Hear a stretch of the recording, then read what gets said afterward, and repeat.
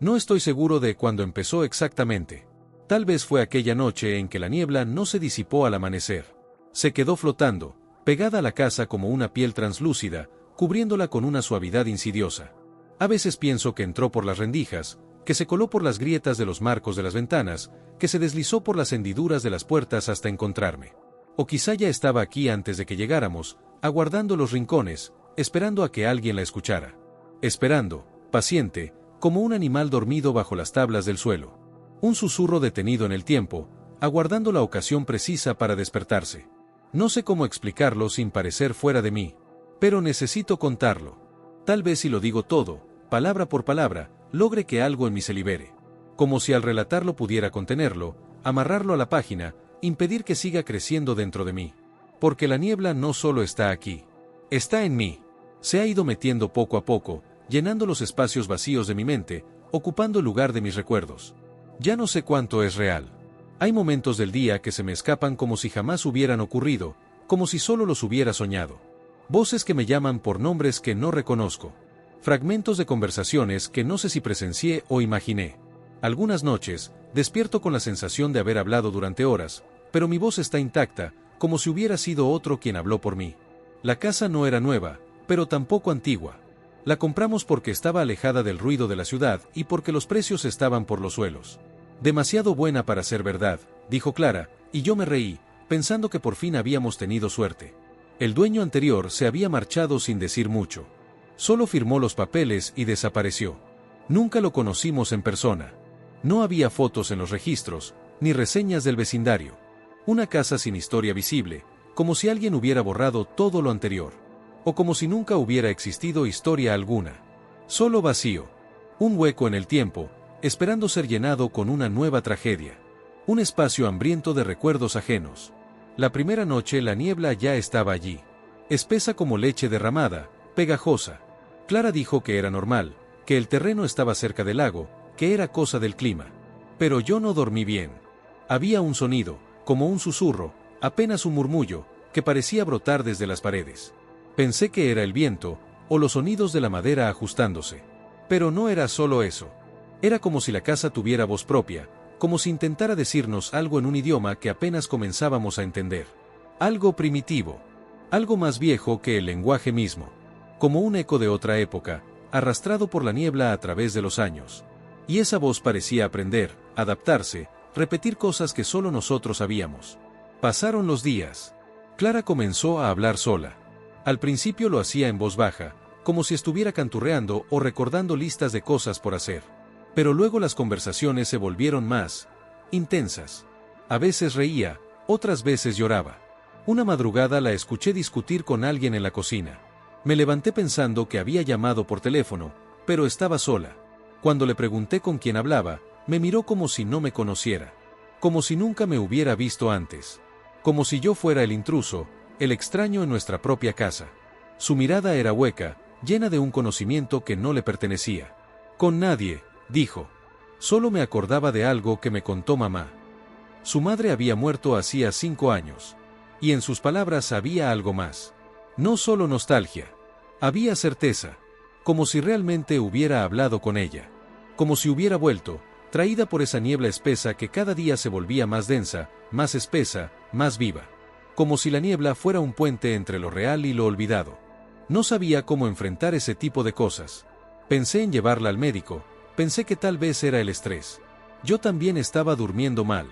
Soñaba con cosas que no recordaba al despertar, pero me dejaban un sabor metálico en la boca, una presión en el pecho. A veces me despertaba gritando, sin saber por qué. Y a veces me parecía que había despertado dentro de otro sueño. Uno más gris, más turbio, más real que el anterior. Un sueño donde yo no era yo. Donde alguien más usaba mi cuerpo. Donde mis manos no respondían a mis órdenes, y mis pensamientos eran susurrados por una voz que no era la mía. Había noches en que no recordaba haberme dormido, y días en que no recordaba haber despertado. La niebla no se iba. No importaba si llovía o hacía calor. A veces incluso parecía más densa dentro de la casa que afuera. Llegó un punto en que dejé de abrir las cortinas. La luz que entraba estaba enferma, como si viniera desde un sol agonizante. Mis plantas murieron. Clara dejó de salir. El reloj del comedor se detuvo a las 3:17 una tarde y nunca más volvió a moverse, aunque cambié las pilas. Era como si el tiempo, igual que todo lo demás, se hubiera rendido. Como si la casa se hubiese convertido en un agujero donde las leyes naturales ya no aplicaban. Los días se alargaban o acortaban sin lógica. A veces, el sol se ponía 2 veces. Empezó a escribir en las paredes. Cosas sin sentido, símbolos, palabras repetidas una y otra vez. Cuando le pregunté qué significaban, me respondió que eran para mantener las voces en orden.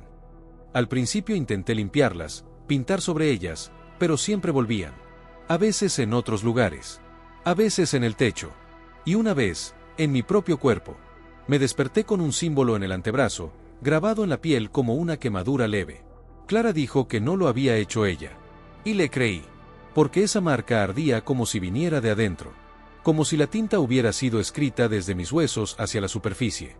Una noche, mientras dormía, sentí que alguien se sentaba en el borde de la cama.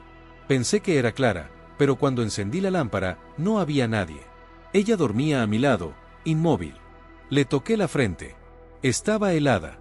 Y seguía sonriendo. Como si soñara con algo que yo no debía ver. Como si estuviera en otro lugar, pero con el cuerpo aún aquí. Como si la niebla la hubiera llevado a otro plano y solo dejara un eco detrás. Un envoltorio vacío. Y en su sonrisa había una promesa de retorno, o una amenaza. Después, las cosas comenzaron a desaparecer. Pequeños objetos primero, cucharas, llaves, un zapato. Luego, cosas más grandes, un espejo del baño, la televisión. Al principio pensé que estaba perdiendo la cabeza. Pero un día entré al cuarto de invitados y la cama simplemente no estaba. No es que la hubieran movido. No había marcas, ni polvo, ni nada. Era como si nunca hubiera existido. Y a veces, en lugar de desaparecer, algunas cosas cambiaban. Un cuadro mostraba una imagen diferente. Una puerta conducía a un lugar que antes no estaba allí. Una habitación con paredes de piedra. Con ecos. Con susurros que me llamaban por nombres olvidados. Nombres que empezaban a resultarme familiares. Empecé a grabar cosas. Coloqué cámaras en el pasillo, en la sala, en la cocina. Pero cuando revisaba los videos, no había nada. Solo estática. A veces, en medio del ruido blanco, se filtraban voces. No eran claras. Apenas susurros. Pero decían mi nombre. A veces, en sincronía con mis pensamientos más oscuros. Y una vez, una voz que usaba mi propia voz, hablándome desde la pantalla, pidiéndome que la dejara entrar. Que la dejara ocupar el lugar que le correspondía. Como si ya hubiera estado aquí antes. Como si yo fuera el intruso. Por favor, danos un like si disfrutaste de este video, y no olvides compartirlo con cualquier persona que pienses que podría encontrar este tema fascinante. Tu apoyo nos ayuda a seguir creando contenido de calidad y nos motiva a seguir explorando historias tan intrigantes como esta.